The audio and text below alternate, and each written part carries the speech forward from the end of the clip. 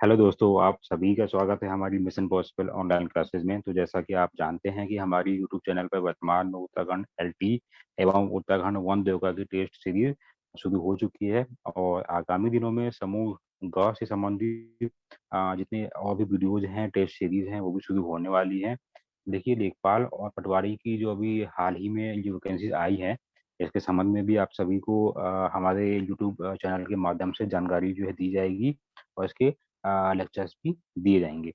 तो अतः आप सभी लोग हमारी कक्षा में सफलता और उचित मार्गदर्शन लेना चाहते हैं तो हमारे यूट्यूब चैनल को लाइक, शेयर और सब्सक्राइब करना ना भूलें और अपने दोस्तों को भी शेयर करें। तो अब हम बात करते हैं उत्तराखंड की सभी कक्षाओं हेतु सटीक तैयारी की जानकारी के संबंध में कुछ महत्वपूर्ण टिप्स और ट्रिक्स, जिसे जो मैंने स्वयं अपनाकर 22 वर्ष की जो है अल्प आयु में ही काफी एग्जाम में सफलता मैंने गेन की है। तो मैं आपको वो सभी टिप्स और ट्रिक्स आज शेयर करने वाला हूँ कि और आपसे उम्मीद करता हूँ कि आप भी उसे जो फॉलो करेंगे। तो अब चलिए अब इससे पहले हम जान लेते हैं कि अब हम पहले ये जान लेते हैं, उन चीज़ों को हम बाद में देखेंगे कि ऐसी कौन-सी जो है टिप्स हैं। तो उससे पहले हम जान लेते हैं कि हमारे एग्ज़ाम की जिस भी एग्ज़ाम की अगर तैयारी की बात अगर हम यहाँ पर कर रहे हैं, तो उसका सिलेबस क्या है? देखिए, सिलेबस बहुत ही महत्वपूर्ण रोल निभाता है आपको अपनी तैयारी में, टिप्स में और आपको अपने शेड्यूलिंग जो है कैसे रखनी है। हो सकता है कि आपकी कोई सा भी पेपर हो, तो उस पेपर में डिपेंड करता है कि कितने सब्जेक्ट हैं। जैसे मैं यहाँ एग्जांपल देना चाहूँगा कि ग्रुप सी की वैकेंसीज़ में सामान्य हिंदी, सामान्य अध्ययन और उत्तराखंड जीके, तो ये जो है 3 सब्जेक्टों का समावेश है, ठीक है? इससे अधिक नहीं आना है। तो आपको इन्हीं सब्जेक्टों के अकॉर्डिंग ही आपको अपनी प्रिपरेशन को शुरू करनी है, ठीक है?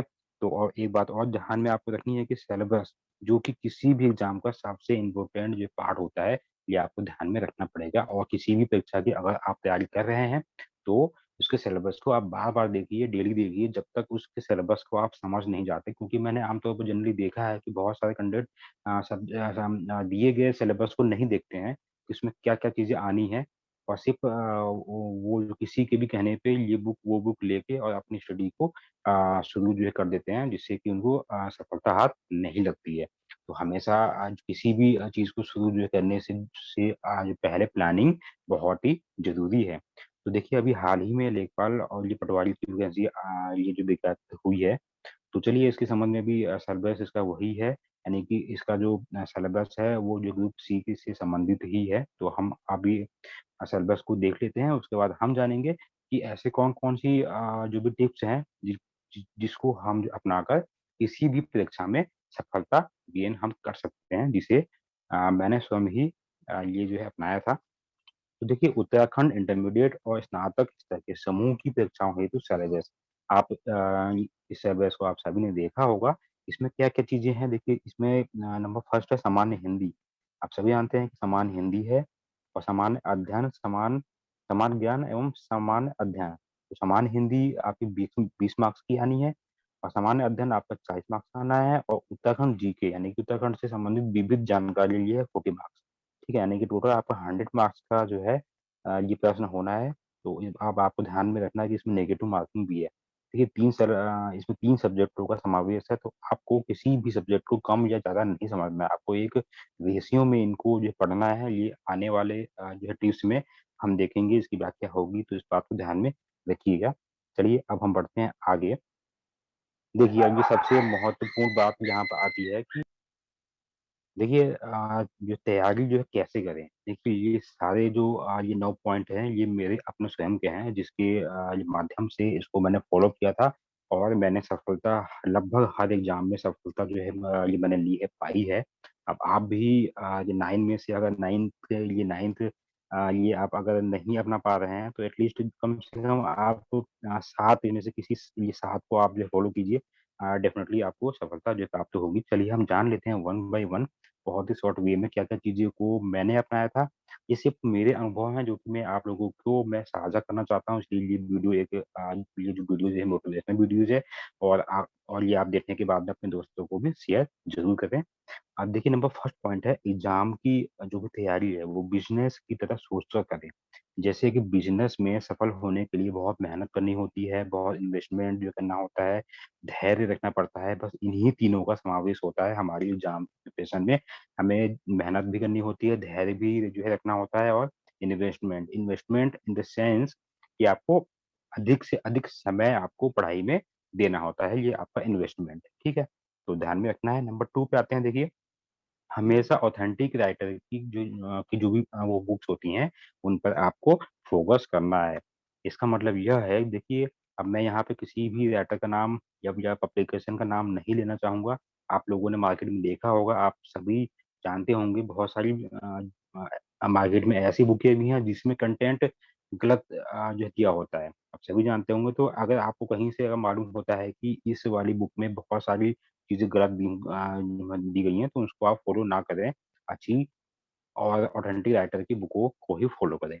नंबर थर्ड पॉइंट पे आते हैं, जो भी दिन में आप देखें या पढ़ें या नोट्स बनाएँ, उनको एक बार रात में सोते समय उनका रिकॉल ज़रूर करें, यानी कि रिवाइज़ ज़रूर करें। वो इसलिए आवश्यक है क्योंकि दिन भर के काम करने के बाद में फिर अगले दिन को वो चीज़ें ध्यान में नहीं रहती कि हमने क्या-क्या चीज़ें देखी हैं, तो आपकी दोबारा आपको रिवीज़न जो करने आप दोबारा करते हैं, जिसमें आपका समय आपका व्यर्थ होता है। तो मेरा यह मानना है कि आप दिन भर में कुछ भी पढ़ें, 1 घंटे पढ़ें, 2 घंटे पढ़ें, 4 घंटे पढ़ें, बस सोते समय जितने भी टॉपिकों को आपने पढ़ा है फिलहाल, हर लाइन नहीं, जिस सिर्फ़ टॉपिकों को उनमें क्या-क्या पढ़ा है थोड़ा-सा, ये आप रिवाइज़ या फिर रिकॉल जो है करने के बाद ही सोएँ।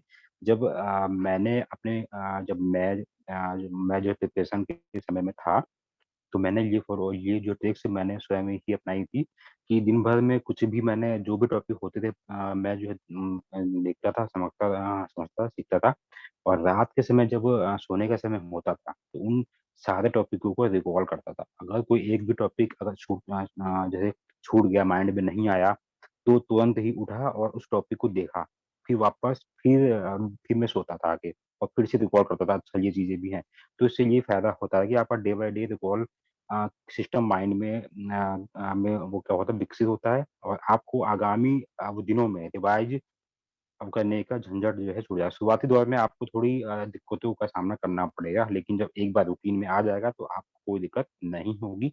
नंबर चौथे पॉइंट पे आते हैं, पढ़ाई का दैनिक सीमा आपको तय करना है। देखिए, इसमें आपको ये ध्यान में जो है रखना है कि आप अपना टाइम टेबल आपको जो है सेट करना है कि आप जो भी घंटे माने आप जो कितने जो घंटे सुबह पढ़ने हैं, कितने घंटे शाम को आपको देखना है, ठीक है? और एक डेली की लिमिट आपको तय करनी है। अगर आप समय सीमा निर्धारित नहीं कर पा रहे हैं, तो वो फिर टॉपिक वाइज़ एक दैनिक सीमा जो है निर्धारित आपको करना पड़ेगा। टॉपिक वाइज़ का मेरा मतलब है कि सपोज़ कर लीजिए कि आपने कोई 2 टॉपिक आपने आज को ये कर लिया कि मैं कल को इन 2 टॉपिकों को देखूँगा।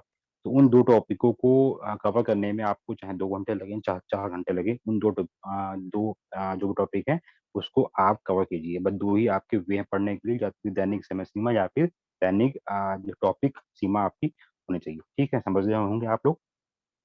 नंबर 5 है देखिए, सिलेबस पर विशेष फ़ोकस जो है करना है आपको, सिलेबस।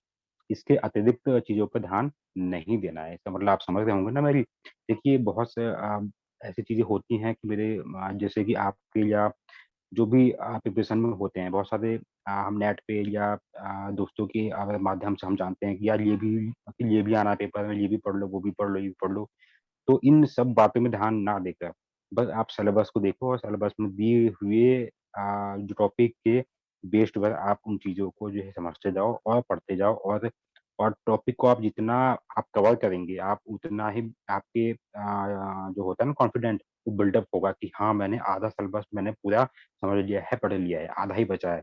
तो बस धीरे-धीरे आपका वो भी कवर हो जाएगा। चलिए हम बढ़ते हैं आगे। नंबर 6 पॉइंट पे है कि इम्पोर्टेंट फैक्ट को और पढ़े हुए टॉपिक को एक बार अपने नोटबुक में शॉर्ट वे में लिख लें। इसका मतलब यह है, आप कोई भी लंबा-चौड़ा आपने टॉपिक देखा या पढ़ा, ठीक हो गया? तो जब आपने पूरी वो कहानी देख ली, पढ़ ली, उनके उसमें जो कुछ ना कुछ ये पैराग्राफ में कुछ ऐसे पॉइंट्स जो लिखे होते हैं, जो कि उस पैराग्राफ का रीढ़ की हड्डी होते हैं, आप सभी जानते होंगे। उन टॉपिकों को एक ये सारा पढ़ने के बाद में उनको लिख लें।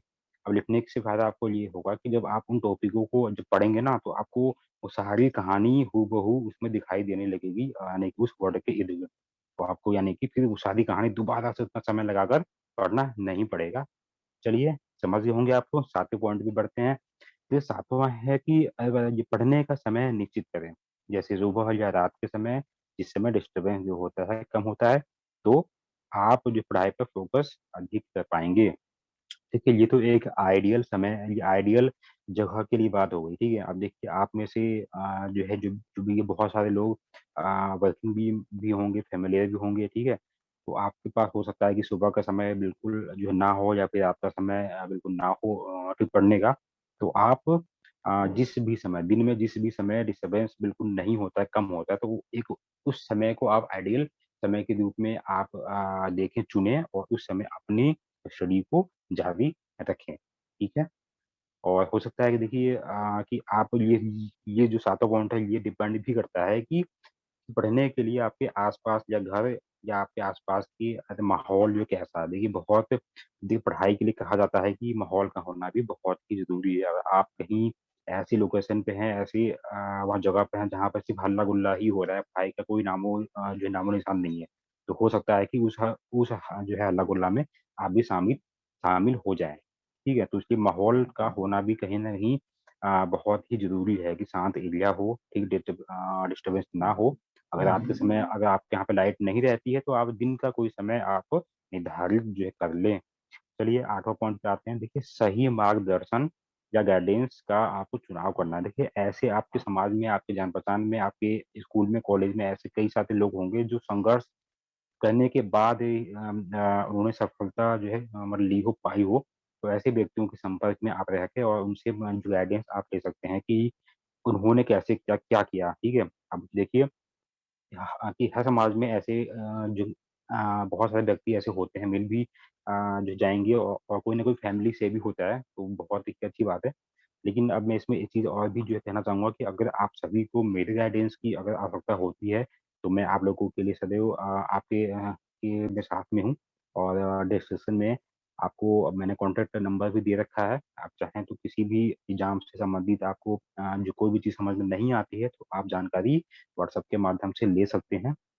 चलिए, 90 पॉइंट पे आते हैं। देखिए, सिलेबस के सभी विषयों पर फ़ोकस करें और सभी सब्जेक्ट को बराबर समय दें। देखिए, अभी मैंने पिछली स्लाइड में मैंने कहा था कि देखिए, ग्रुप सी का जो सिलेबस है, उसमें हिंदी आती है, सामान्य अध्ययन है, उत्तराखंड जीके है, ठीक है? और ये 100 नंबर का है, और 20, 40-40। तो यानी कि देखिए, हिंदी 20 मार्क्स है, तो इसका मतलब ये नहीं है कि आप सामान्य अध्ययन में या फिर ये उत्तराखंड जीके में आपकी बहुत अच्छी जो कमांड है, तो आप उत्तराखंड आप सामान्य हिंदी को अगर ना पढ़ें तो भी जो काम हो जाएगा। तो ऐसा बिल्कुल नहीं होना है। इसका एग्ज़ाम्पल मैं अपने लिए भी, मतलब मेरे दोस्तों के भी हैं, वो मैं आपको यहाँ पर समझा दूँ। देखिए, मेरे ऐसे बहुत सारे दोस्त हैं जो कि सॉरी, जो कि सामान्य अध्ययन में बहुत ही अच्छी नॉलेज जो है रखते हैं, अपार नॉलेज हम कह सकते हैं। लेकिन उनकी उत्तराखंड जीके बहुत कम है, सामान्य हिंदी बहुत कम है। तो बहुत सारे ये भी जो कारण हो सकते हैं असफलता के। भई ठीक है, 40-40 नंबर में से आपने मान लीजिए 40 नंबर लेके आ गए सामान्य अध्ययन में, लेकिन उत्तराखंड, सामान्य हिंदी इसमें कैसे लाओगे आप? है कि नहीं? मेरी बात आप समझ रहे होंगे। तो इसलिए सभी विषयों को छोटा या बड़ा ना समझते हुए सभी विषयों को एक रेशियो में सही समय दें, और ज़रूरी नहीं है कि आपको कि सभी सब्जेक्टों में 100 जो परसेंट ही आपको समय देना है। देखिए, अ, अगर आपने ये एक मैं एक शॉर्ट वे में समझाऊँ, अगर मान लीजिए कि आपने उत्तराखंड जीके आपकी बहुत अच्छी है, लेकिन समान अध्ययन और सामान्य हिंदी बहुत लो है, तो आप स्वयं ही जानते होंगे कि आप कभी भी एग्ज़ाम नहीं जो है निकाल पाएँगे, ठीक है? तो इसलिए बहुत ज़रूरी है कि सभी सब्जेक्टों को अगर 50-50% भी आपको नॉलेज अगर सभी सब्जेक्टों में है, और इन अब तीनों में से जो किसी न किसी एक सब्जेक्ट में बहुत अच्छी कमांड भी होगी, तो 50-50 और अच्छी जो कमांड है, तो वहाँ 80-90 का रेशियो वहाँ बैठ जाएगा, तो आपका कहीं न कहीं आप 70 मार्क्स से ऊपर निकल ही जाओगे, ठीक है? चलिए, अब हम यहाँ बढ़ेंगे।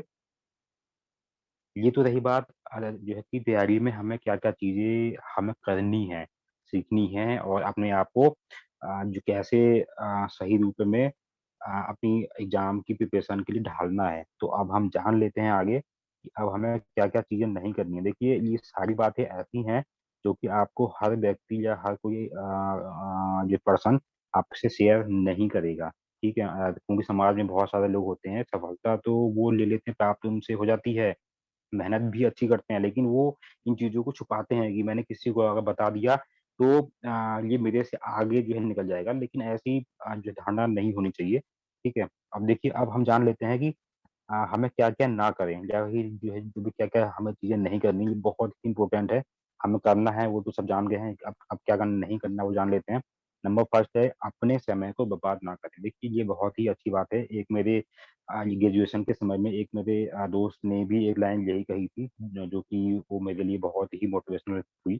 देखिए, उसने कहा था मुझे कि आदित्य, 1 सेकंड को भी बर्बाद नहीं करना है। अगर आप उत्तराखंड की जो भी एग्ज़ाम्स है, पीसीएस हैं या डो पीसीएस जो भी हैं, तो देखिए इन सभी जो परीक्षाओं में ये मैंने मतलब सफलता सिर्फ़ इस लाइन के बेस पर ही मैंने की है। वो क्या है देखिए, उसने कहा था कि हर सेकंड को आपको बर्बाद नहीं करना है। दैट मीन्स इसका मतलब ये है कि आप जिस परीक्षा के लिए लगे हैं, उसके सिलेबस के अकॉर्डिंग हर सेकंड को यूज़ आपको करना है, पढ़ाई में जो है लगाना है, उसको समझना है, ठीक है? तो आप म जो है निश्चित रूप से आपके ज्ञान में वृद्धि होगी और आपका समय जो है बर्बाद नहीं होगा। चलिए नंबर 2 पे आते हैं कि नंबर 2 है बहुत सारी ये जो किताबों को एक साथ नहीं पढ़ना। देखिए, बहुत सारे मैंने ये देखा है कि बहुत सारी लोग ऐसे होते हैं, जिनके पास एक ही सब्जेक्ट की बहुत सारी जो है किताबें होती हैं, ठीक है? तो हम फिर हमेशा कन्फ्यूज़न होता है, या उसमें ये दिया है, इसमें ऐसा दिया है, अब कौन-सी चीज़ चीज़ सही है, कौन-सी चीज़ नहीं है। तो देखिए, सबसे बढ़िया बेहतरीन ये बात ये होनी चाहिए कि आप जो है ऑथेंटिक तो 2 बुकों अगर आपके पास 2 से या 1 से ज़्यादा बुकें हैं, तो 2 मैक्सिमम 2 जो बुकों का आपको सिलेक्शन करना है। उन 2 बुकों को अच्छे से आपको समझना है, पढ़ना है, ठीक है? अगर आपको इसके अलावा कहीं पे और कंटेंट उससे सब्जेक्ट के रूप में अगर मिल जाता है, तो आप उसको एक नोटबुक में आप जो है लिख लें। इससे फ़ायदा आपको ये होगा कि जब आप एंड मौके पे, यानी कि जस्ट आपका एग्ज़ाम होने वाला है और जो है जो कुछ ही दिन रह गए हैं शेष, तो उस समय में आप जो बनाए गए जो नोट्स को अलग से उसको आप देख सकते हैं। तो इससे आपका समय जो है सेफ रहेगा और बचेगा भी। नंबर ये तीसरा पॉइंट है, देखिए माइंड डाइवर्ट जो करने वाली चीज़ों पे ध्यान नहीं देना। देखिए, ये आजकल एंड्रॉइड फ़ोन है या फिर ये जो है जो लैपटॉप है, ये हर किसी के जो घर में है।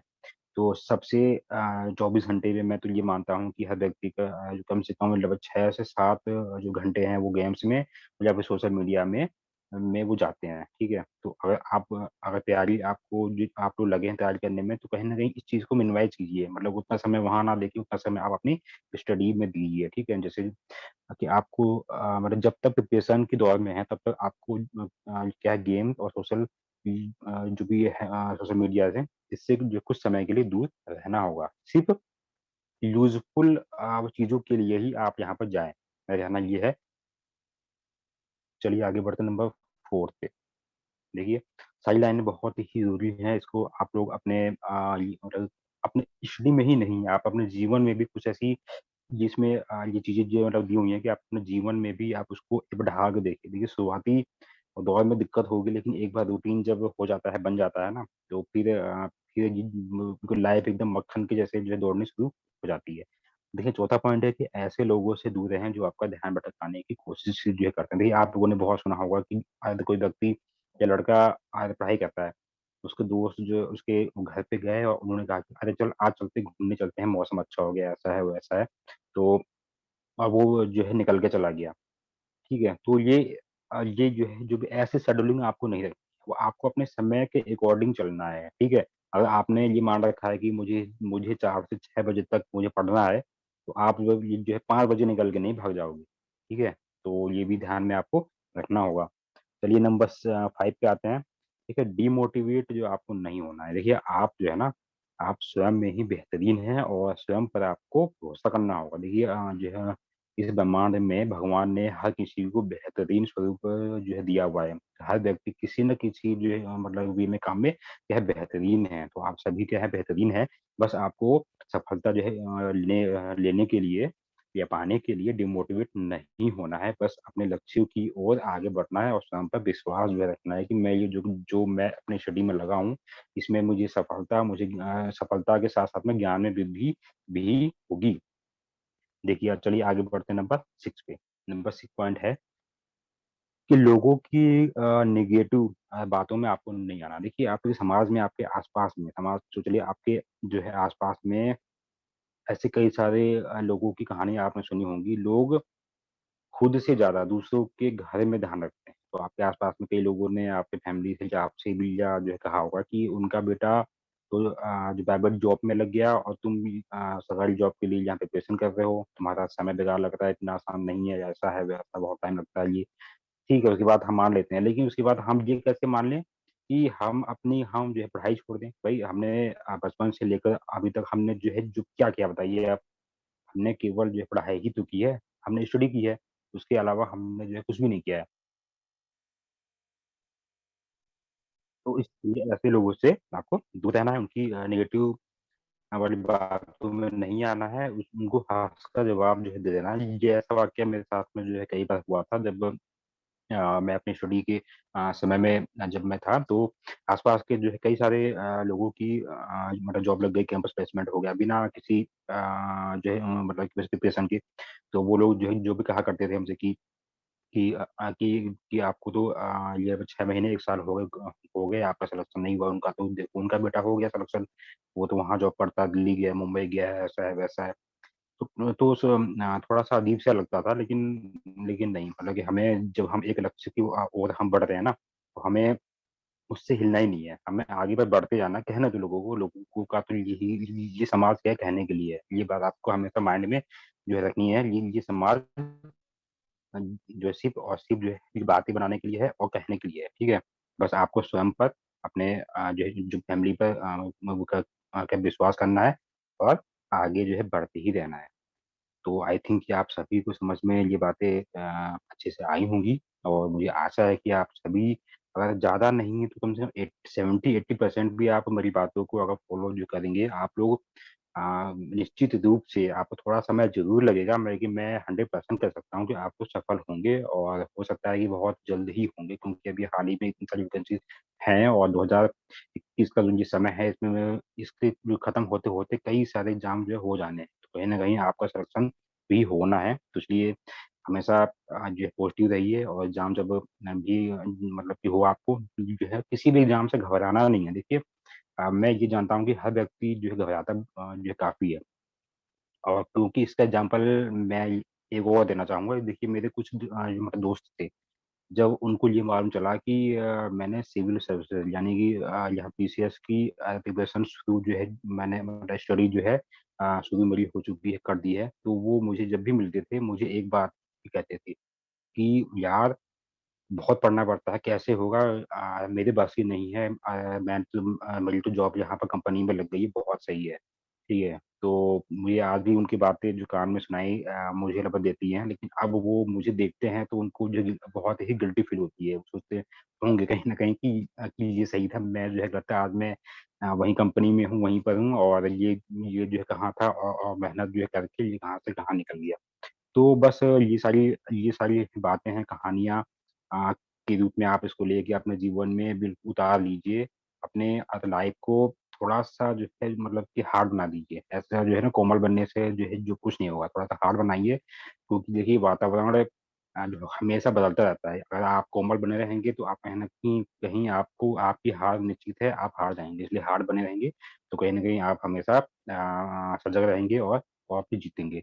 तो इसी मोटिवेशनल स्पीच के साथ में आप सभी को ऑल द बेस्ट और अंत में कहना चाहूँगा कि अगर आपको ये वीडियो अच्छी लगी हो तो उसको शेयर करें और कमेंट्स भी हमें दें और अगर मेरे से कोई भी आपको अगर हेल्प चाहिए होगी तो मैं सदैव आप लोगों के साथ में